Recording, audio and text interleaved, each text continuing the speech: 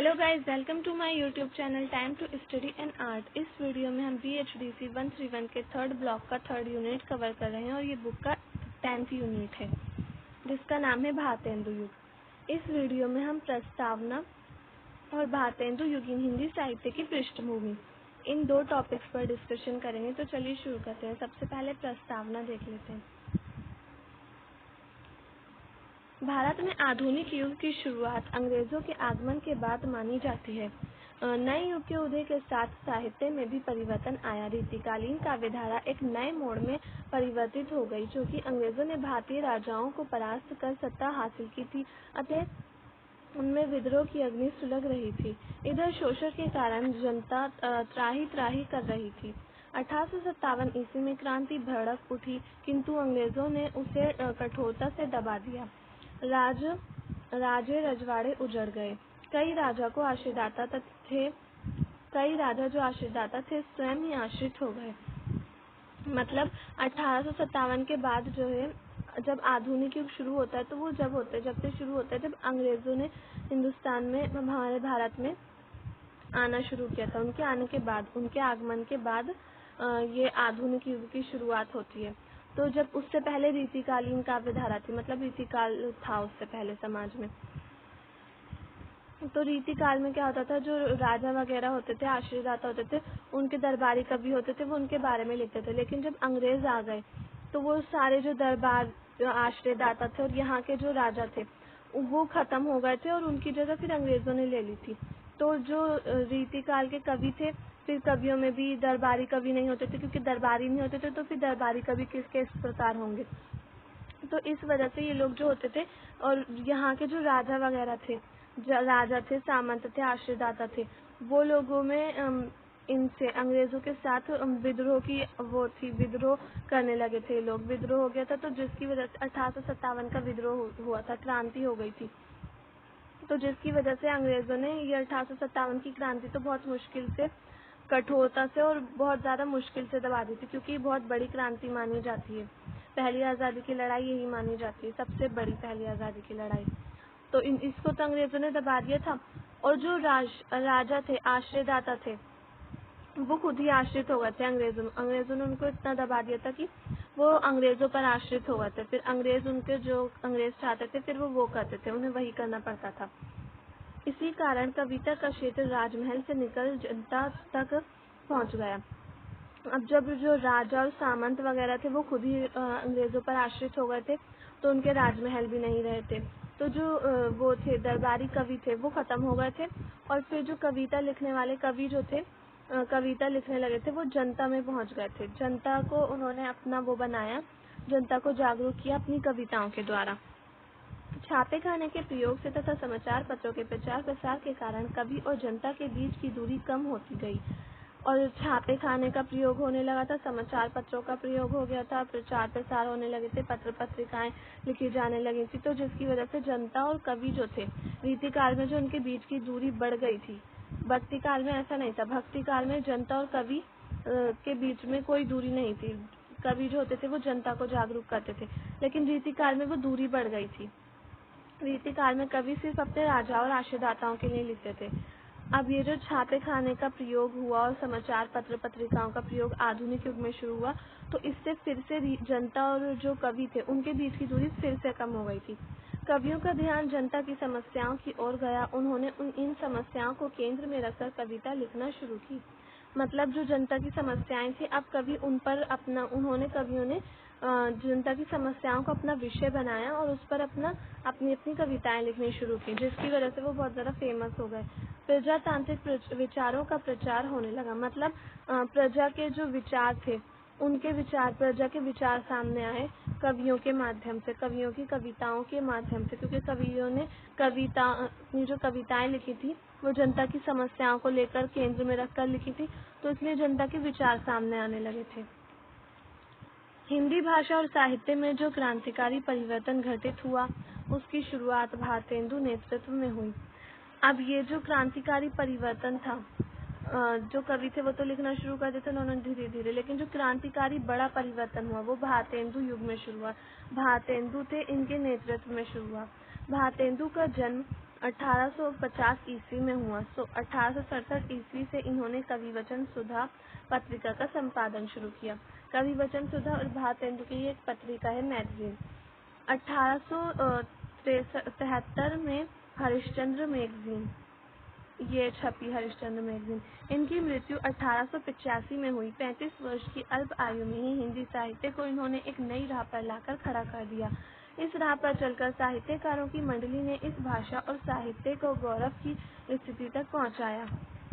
मतलब भारतेंदु ने इतनी कम उम्र में इतने ज़्यादा साहित्य को एक नई राह पर, एक नए रास्ते पर ले आई। साहित्य को 35 वर्ष की आयु में इन्होंने मैगजीन्स लिखी और समाचार पत्र वगैरह का संपादन किया, तो जिससे इनके बहुत ज़्यादा फॉलोवर्स बढ़ गए थे, बहुत ज़्यादा लोग इनको फॉलो करने लगे थे।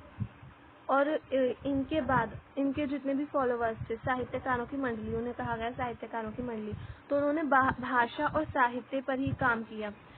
भारतेंदु ने भी भाषा और साहित्य पर काम किया। जो भाषा थी खड़ी बोली, उसमें इन्होंने लिखना शुरू किया और गद्य का विकास किया। भारतेंदु युग में गद्य का विकास हुआ था, तो भाषा और साहित्य पर लिखना शुरू किया, जिससे इनकी जो साहित्यकार के जितने भी इनको मानने वाले इनके लोग थे, इनके साथ के कवि थे, उन्होंने भी इनके बाद इसी पर काम किया। इस पाठ में तत्कालीन राजनीतिक, सामाजिक और साहित्यिक पृष्ठभूमि के साथ साथ हम इस बात की भी चर्चा करेंगे कि किस प्रकार उस समय के कवियों ने इस भाषा और साहित्य को आगे बढ़ाया। मतलब उस काल के जो कवि थे, उन्होंने भाषा और साहित्य को आगे बढ़ाया, एक नया रास्ता दिखाया। गद्य साहित्य का आरंभ हो गया था और भाषा खड़ी बोली हो गई थी। भाषा और साहित्य के रूप पर भी चर्चा की जाएगी और हम देखेंगे कि उस समय के साहित्य का ऐतिहासिक महत्व क्या था। अब है भारतेंदु युगीन हिंदी साहित्य की पृष्ठभूमि। अंग्रेजी साम्राज्य की स्थापना के साथ भारत पर पश्चिमी सभ्यता और शिक्षा का प्रभाव पड़ा। पूर्व से चली आ रही रूढ़ियों, संकीर्णताओं तथा जड़ता को समाप्त करने में इन प्रभावों ने महत्वपूर्ण भूमिका निभाई। अब पश्चिमी सभ्यता मतलब इंग्लैंड के जो वो अंग्रेज यहाँ पर राज करते थे, तो उनकी जो शिक्षा थी, उनकी जो सभ्यता थी, तो भारत पर उसका प्रभाव पड़ने लगा। और जो बहुत पुरानी पूर्व से बरसों से चली परंपराएं थी, रूढ़ियाँ थी और जो बुराइयां थी हमारे समाज में, जड़ताएं थी, तो उनको खत्म करने में महत्वपूर्ण भूमिका मिली। पश्चिमी सभ्यता ने महत्वपूर्ण भूमिका निभाई, सहायता मिली।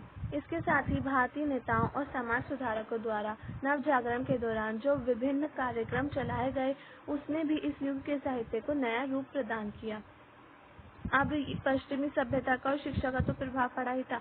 भारतीय जो नेता थे और समाज सुधारक थे, इन लोगों ने विभिन्न प्रकार के कार्यक्रम चलाए, समाज बनाए, जैसे आर्य समाज, इस तरह के बनाए, और इन्होंने जो यहाँ की जनता थी उसको जागरूक करने की बहुत ज़्यादा कोशिश की, प्रयत्न किए, जिसकी वजह से और इन सब कार्यक्रमों का और समाज का और जो जागरूकता कार्यक्रम थे, उनका प्रभाव साहित्य पर पड़ा, जिससे साहित्य जो एक नया रूप मिला साहित्य को। तत्कालीन परिस्थितियों के अनुकूल जनता की समस्याओं को साहित्य में स्थान दिया गया। भारतेंदु ने साहित्य में नई प्रवृत्तियों का समावेश किया। अब वही जो मैंने पहले बताया था, जनता की जो समस्याएं थी उसको साहित्य में जोड़ा गया, उन पर लिखा गया, और ये एक नई खासियत थी, एक नई विशेषता थी।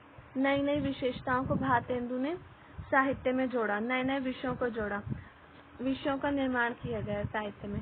उस समय की इस परिस्थितियों का अध्ययन कर हम ये जान सकते हैं कि तत्कालीन साहित्य पर उनका क्या प्रभाव पड़ा।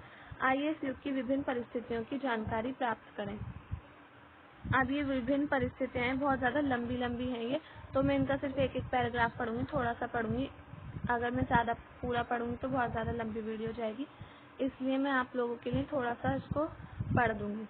1757 ईस्वी की प्लासी की लड़ाई तथा 1774 ईस्वी की बक्सर की लड़ाई में विजय के साथ ही भारत पर अंग्रेजों का राजनीतिक वर्चस्व मजबूत हुआ और आर्थिक शोषण की प्रक्रिया तीव्र हो गई। मतलब 1757 में प्लासी की लड़ाई हुई थी और 1774 ईस्वी में बक्सर की लड़ाई थी, जिसमें अंग्रेजों की विजय हो गई थी। तो अंग्रेजों को एक वो मिल गया, मतलब उनमें कॉन्फिडेंस आ गया था कि अब तो हम इन पर, भारतीयों पर राज कर सकते हैं। और फिर उन्होंने भारतीयों का आर्थिक शोषण किया और अपना राजनीतिक जो वर्चस्व था उसको मजबूत किया, राजनीतिक सत्ता बनाई अपनी, और लोगों का आर्थिक शोषण करना शुरू किया उन्होंने। फूट डालो की मतलब कूटनीति को अपनाया इन्होंने कि फूट डालो राज करो, ये कूटनीति अपनाई, जिसकी वजह से आर्थिक शोषण हुआ। भारतीय जनता जो थी वो आपस में ही लड़ने लगे और ये इन लोगों को मौका मिल गया आर्थिक शोषण करने का और अपनी राजनीतिक सत्ता को बनाए रखने का, मजबूत करने का। एक और अंग्रेजों ने शक्ति और कूटनीति के द्वारा विभिन्न प्रांतों को हथियाना जारी किया। दूसरी ओर यहाँ के व्यापारी और दस्तकारी को हर संभव तरीके से खत्म करना शुरू कर दिया। मतलब जो इनकी शक्ति थी और कूटनीति जो थी इनकी, फूट डालो राज करो, तो उसके आधार पर इन्होंने प्रांत जो थे यहाँ के उनको हथियाया और व्यापारी और दस्तकारी जो थे उनके जो काम के तरीके थे उनको खत्म कर दिया, बिल्कुल ही उनका आर्थिक तरीके से शोषण कर दिया। देशी राजाओं को उनके राज्यों से बेदखल किया गया और किसानों का शोषण तीव्र हुआ। यहाँ से प्राप्त धन को अंग्रेजों ने यहाँ की जनता से संबंधित विकास कार्य में निवेश किया। इसका परिणाम ये हुआ कि आम जनता की गरीबी और विकल्पहीनता बढ़ गई। मतलब यहाँ से ही वो धन प्राप्त करते थे और यहाँ से धन प्राप्त करके चीज़ें बनाते थे और फिर यहीं बेचते थे बहुत ज़्यादा पैसों में, जिसकी वजह से यहाँ की जो जनता थी और उसकी गरीबी थी, जनता की गरीबी और उनके पास और कोई ऑप्शन नहीं बचा था, तो वो और ज़्यादा बढ़ते गए थे। जनता में गरीबी बढ़ गई, शोषण होने लगा, आर्थिक शोषण बहुत ज़्यादा बढ़ गया था, इसलिए सब होने लगा था अंग्रेजों की वजह से। और जो यहाँ के राजा थे, देसी राजा थे, उनको उनके राज्यों से बेदखल कर दिया था अंग्रेजों ने।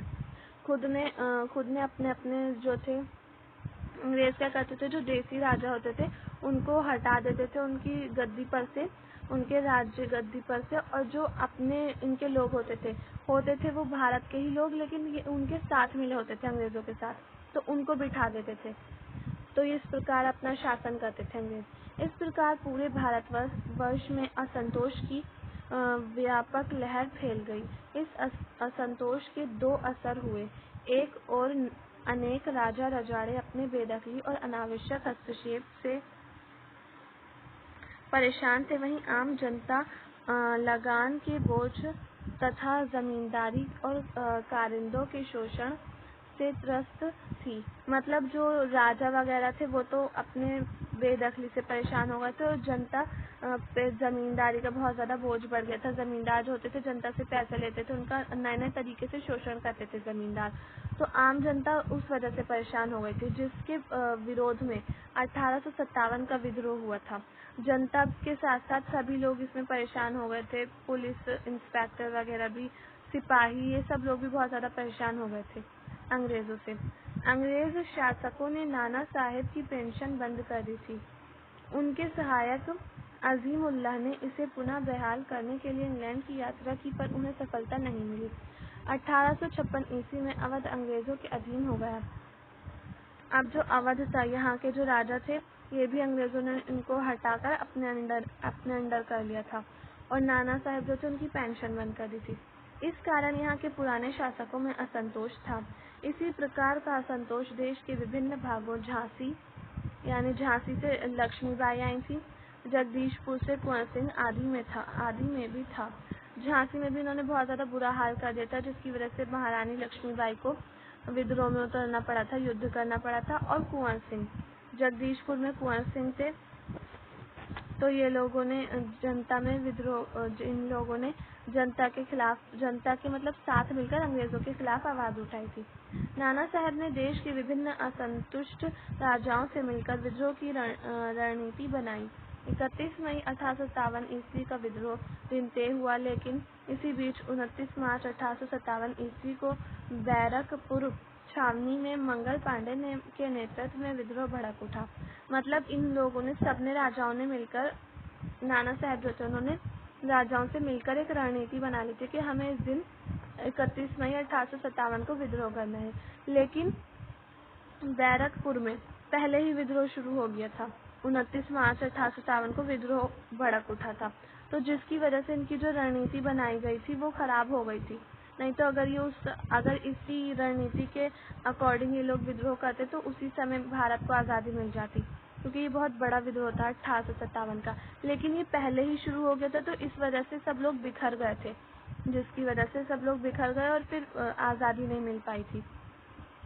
तो फिर ये लोग जो थे 29 मार्च को जब विद्रोह शुरू हो गया था, तो फिर ये जो नाना साहब ने अपने राजाओं से मिलकर जो विद्रोह की रणनीति बनाई थी, इन्होंने भी फिर 29 मार्च को ही विद्रोह शुरू कर दिया था। इन्होंने भी 29 मार्च को ही विद्रोह को शुरू किया। फिर मंगल पांडे ने 3 अंग्रेज सेना अधिकारियों की हत्या कर दी। सजा के रूप में मंगल पांडे को फांसी दे दी गई। भारतीय सैनिकों में इसकी व्यापक प्रतिक्रिया हुई। 10 मई 1857 ईस्वी को मेरठ में भारतीय सैनिकों ने विद्रोह कर दिया। मेरठ से ये सैनिक दिल्ली कूच कर गए। वहां अपदस्थ बहादुर शाह जफर को पुनः सम्राट घोषित कर दिया गया। अब दिल्ली में बहादुर शाह जफर थे, तो बहादुर शाह जफर के नेतृत्व में विद्रोह शुरू हुआ था दिल्ली में। शीघ्र ही देश में जगह जगह विद्रोह फैल गया। यद्यपि अंततः इस विद्रोह को अंग्रेजों ने दबा दिया, लेकिन इस विद्रोह ने राष्ट्रीयता और नवजागरण की चेतना को स्फूर्ति प्रदान कर दी। मतलब ये जो विद्रोह हुआ था, ये बहुत बड़ा विद्रोह था, जिसकी वजह से लोगों में राष्ट्रीयता की चेतना बढ़ गई थी, जागरूकता बढ़ गई थी लोगों में। अब मैं ये सब नहीं पढ़ रही हूँ। इसके बाद की राजनीतिक पृष्ठभूमि, ये टॉपिक लेंगे हम। अंग्रेज भारत में व्यापार करने आए थे। यहाँ की राजनीतिक परिस्थिति को उन्होंने ध्यान से परखा। उन्होंने देखा कि यहाँ छोटे छोटे राजाओं में आपसी शत्रुता कूट कर भरी है।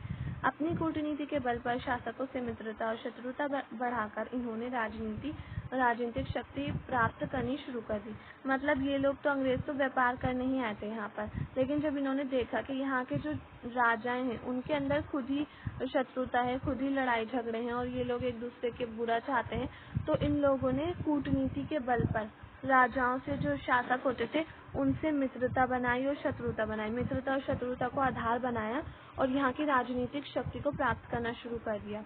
औरंगजेब के बाद तो मुगल साम्राज्य ताश के पत्तों की तरह गिरता गया। 1857 ईस्वी में प्लासी की लड़ाई के बाद अंग्रेजों की शक्ति में बढ़ोतरी हुई। दक्षिण के मराठों की शक्ति को भी अंग्रेजों ने कम करना शुरू कर दिया। अब दक्षिण में मराठों की शक्ति थी, जो औरंगजेब के टाइम पर उठे थे। मराठों की एक शक्ति उभर कर सामने आई थी औरंगजेब के टाइम पर, लेकिन जब अंग्रेज आए तो अंग्रेजों ने इस शक्ति को कम कर दिया था। मराठों की शक्ति भी अब अंग्रेजों के अंडर होती जा रही थी। 1764 ईस्वी में बक्सर की लड़ाई में मुगलों के अंतिम सम्राट शाह आलम को भी अंग्रेजों ने अपने अधीन कर लिया। अब मुगलों के अंतिम सम्राट थे शाह आलम, जिन्हें अंग्रेजों ने अपने अंडर कर लिया था। 18वीं शताब्दी के अंतिम दशक में पूर्वी हिंदी प्रदेशों पर भी अंग्रेजों का प्रभुत्व कायम होने लगा। इसके पहले के 50 वर्षों में अंग्रेजों ने मराठों, जाटों और सिखों को परास्त किया था। जो हिंदी प्रदेश थे, उस पर अंग्रेजों ने अपना अधिकार जमाना शुरू कर दिया था। और पहले के जो 50 वर्ष थे, इससे पहले के, उनमें मराठों, जाटों और सिखों, ये लोग थे, बड़ी शक्तियाँ थी। ये मराठ, जाट और सिख बड़ी शक्तियाँ थी, तो जिसको अंग्रेजों ने परास्त कर दिया था, हरा दिया था। असल में 1764 ईस्वी की बक्सर की लड़ाई में सारा हिंदी प्रदेश अंग्रेजों के अधीन हो गया। 1826 ईस्वी में भारतपुर पर कब्जा करके अंग्रेजों ने अपनी शक्ति बढ़ाई। 1849 ईस्वी के द्वितीय सिख युद्ध के बाद संपूर्ण भारत पर अपनी शक्ति कायम करने के लिए अंग्रेजों के सामने कोई बाधा नहीं रही। अपनी धूर्त नीति के बल पर इन्होंने 1885 ईस्वी में अवध को भी अपने राज्य में मिला लिया। इस प्रकार व्यापार करने के उद्देश्य से आई हुई ईस्ट इंडिया कंपनी को भारत पर पूर्ण राजनीतिक अधिकार प्राप्त हो गया। अब इस तरह से इन्होंने धीरे धीरे करके थोड़े थोड़े राज्यों को अपने अंडर करते गए और इन्हें पूरे भारत पर राजनीति करने का राजनीतिक अधिकार प्राप्त हो गए। इस तरह से इन्होंने राजनीतिक अधिकार प्राप्त हुआ। अब इन्हें राजनीतिक अधिकार प्राप्त हो गए तो इन्होंने नए नए तरीके से लोगों का शोषण किया, लोगों के साथ बहुत बुरा व्यवहार किया, तो जिसकी वजह से लोगों में राष्ट्रीय चेतना की भावना जागरूक हुई और विद्रोह की शुरुआत हुई। फिर अब इसके बाद सामाजिक पृष्ठभूमि। नई शिक्षा पद्धति के कारण भारतीय समाज में परिवर्तन का दौर शुरू हुआ। विदेशी शासन के कारण जनता का जो शोषण हो रहा था, उसके विरुद्ध समाज में क्रांति का स्वरूप उभरने लगा। मतलब विदेशी शासन से जनता का शोषण हो रहा था। विदेशी शासन यानी कि अंग्रेज जो थे, वो हर तरीके से जनता का शोषण कर रहे थे, जिसके विरुद्ध समाज में क्रांति उभर कर आई सामने। भारतेंदु और उनके सहयोगियों का ध्यान सामाजिक कुरीतियों की ओर गया। समाज की दुर्दशा देखकर तत्कालीन नेतागण, जिनमें राजा राम मोहन रॉय, अब ये जो थे तत्कालीन नेता थे जिन्होंने विद्रोह में आवाज उठाई, जनता को जागरूक किया। राजा राम मोहन रॉय, ईश्वर चंद्र विद्यासागर, दयानंद सरस्वती, विवेकानंद, रामकृष्ण परमहंस, रानाडे आदि थे। द्रवित हो उठे, मतलब इन्हें बहुत ज्यादा गुस्सा आ गया। वे समाज सुधार के लिए आगे बढ़े। मादक द्रव्यों, मांस पर आदि प्रतिबंध, कर्म के प्रसार तथा ईश्वर प्रेम की प्रचार के उद्देश्य से 1873 ईस्वी में तदीय समाज की स्थापना हुई। अब ये 1873 ईस्वी में एक समाज, तदीय समाज, इसके नाम से इसकी स्थापना हुई, जिस पर जो मांस पर प्रतिबंध लगाए थे इन लोगों ने, और धर्म के प्रचार प्रसार था, उसके बारे में लोगों को बताया गया। ईश्वर के प्रेम का प्रचार किया गया इस समाज के द्वारा, मतलब एक कम्युनिटी की तरह बनाया गया था इसको। भारतेंदु ने तत्कालीन सामाजिक परिस्थितियों का चित्रण अपनी रचना भारत दुर्दशा में भी किया है।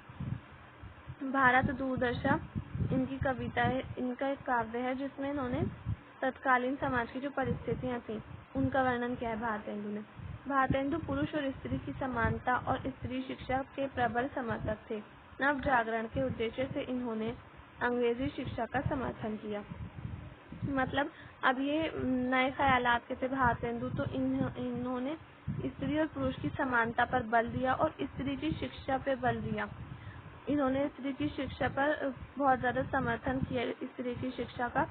और नव जागरण का टाइम था उस समय, तो उन्होंने अंग्रेजी शिक्षा का समर्थन भी किया कि उन्होंने कहा कि भारत में भी अंग्रेजी शिक्षा आनी चाहिए, इंग्लिश का प्रचार प्रसार होना चाहिए।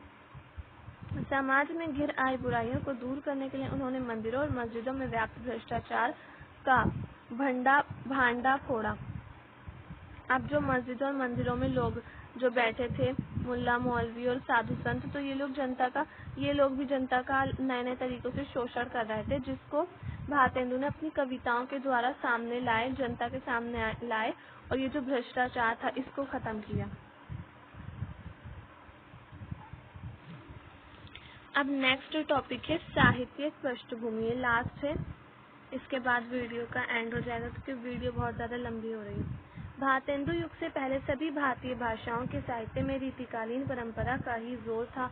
अंग्रेजों के आगमन के बाद इस स्थिति में परिवर्तन आया। अंग्रेजों ने अपनी जरूरत के लिए फोर्ट विलियम कॉलेज की स्थापना की, इससे गद्य का विकास हुआ। अब अंग्रेजों की जरूरत की वजह से ही फोर्ट विलियम कॉलेज की स्थापना हुई थी, लेकिन फोर्ट विलियम कॉलेज में हिंदी गद्य साहित्य का विकास हुआ था, और हिंदी गद्य साहित्य का विकास होने लगा, काव्य का विकास कम हो गया। आधुनिक युग की बदलती हुई परिस्थिति में साहित्य के विषय बदल गए। अब देश की दुर्दशा, धन के शोषण आदि विषयों पर लिखा जाने लगा। अब जो विषय थे, साहित्य के जो विषय थे, जो आशयदाताओं की प्रशंसा थी, श्रृंगारिक वर्णन, ये सब रीतिकाल का था, तो ये खत्म हो गया और देश की दुर्दशा, धन के शोषण, जनताओं की जो समस्याएं थी वो सामने आई, और उनके विषयों को लेकर लोगों ने लिखना शुरू किया। भारतेंदु युग में जो कवि होते थे उन्होंने इन सब विषयों पर लिखना शुरू किया, और इसकी प्रेरणा इन्हें भारतेंदु जी से मिली। हालांकि कविता में ब्रज भाषा तथा रीतिकालीन विषय की उपस्थिति बनी रही, मतलब ब्रज भाषा की उपस्थिति भी बनी रही और रीतिकालीन थोड़े बहुत विषय भी देखने को मिलते गए उस समय। भाषा के क्षेत्र में महत्वपूर्ण परिवर्तन उपस्थित होने लगा। ब्रज भाषा और अवधि को लेकर जो मान्यता स्थापित हो गई थी उसमें परिवर्तन आ गया। मतलब ब्रज भाषा और अवधी भाषा को लेकर एक मान्यता बन गई थी कि जितने भी मुक्तक शैली से संबंधित होते थे वो ब्रज भाषा में लिखे जाते थे और प्रबंध काव्य वो अवधी भाषा में लिखी जाती थी, तो इसमें भी परिवर्तन आ गया। अब ब्रज भाषा की जगह खड़ी बोली में साहित्य रचा जाने लगा। यद्यपि ब्रज भाषा में रचना एकदम समाप्त नहीं हो गई थी, किंतु खड़ी बोली के गद्य के अनुकूल होने के कारण ब्रज भाषा की प्रमुखता कम हो गई। मतलब ब्रज भाषा जो थी वो एकदम ही खत्म नहीं हो गई थी, जबकि खड़ी बोली की जो है बहुत ज़्यादा लोकप्रियता बढ़ गई थी, जिसकी वजह से ब्रज भाषा थोड़ी कम हो गई थी। उसकी जो प्रमुखता थी वो थोड़ी कम हो गई थी, लेकिन पूरी तरह से ख़त्म नहीं हुई थी। खुसरो और कबीर द्वारा अपनाई गई भाषा का विकास होने लगा। अब जो अमीर खुसरो थे और कबीर थे, इन्होंने अपनी खड़ी बोली में ही अपनी भाषा का जो विकास किया था वो खड़ी बोली में किया था, तो अब इसी भाषा को दोबारा से विकास किया गया खड़ी बोली का। किंतु हिंदी साहित्य में इस प्रकार का परिवर्तन क्या बिना किसी के नेतृत्व के हो गया? ऐसा नहीं था। हिंदी साहित्य के इस युगांतकारी परिवर्तन को लाने का श्रेय युग पुरुष भारतेंदु हरिश्चंद्र को है। मतलब हिंदी साहित्य का जो इतना बड़ा परिवर्तन आया था, युगांतकारी परिवर्तन, यानी कि पूरा युग का परिवर्तन आया था, उसके पीछे भारतेंदु का हाथ है। जितने भी पहले रीतिकाल, आधुनिक काल, भक्ति काल, ये सब थे, उसमें बहुत सारे कवि होते थे, बहुत सारे कवियों ने मिलकर उसमें परिवर्तन किया था उन सारे कालों में। लेकिन इस काल में भारतेंदु ही एक ऐसे इंसान थे जिन्होंने परिवर्तन किया। ये एक युग पुरुष, इनको युग पुरुष भी कहा जाता है। इन्होंने एक पूरे युग में परिवर्तन ला दिया था। इस प्रकार की इन्होंने रचनाएं की थी। उन्हीं के प्रयास से हिंदी गद्य की विविध विधाओं में समयोचित परिवर्तन हुआ। मतलब हिंदी गद्य की जो विधाएं थी उसमें भी परिवर्तन हुआ, कुछ कुछ देखने को मिला। भारतेंदु ने हिंदी साहित्य को एक नई दिशा दी। आइए इस युग के साहित्य का परिचय प्राप्त करें। सो गाइज, आज की वीडियो में सिर्फ इतना ही। अगर आपको मेरी वीडियो पसंद आए तो प्लीज़ मेरी वीडियो को लाइक करें, शेयर करें एंड चैनल को सब्सक्राइब करना ना भूलें। कमेंट्स करके ज़रूर बताएं आपको मेरी वीडियो कैसी लगी।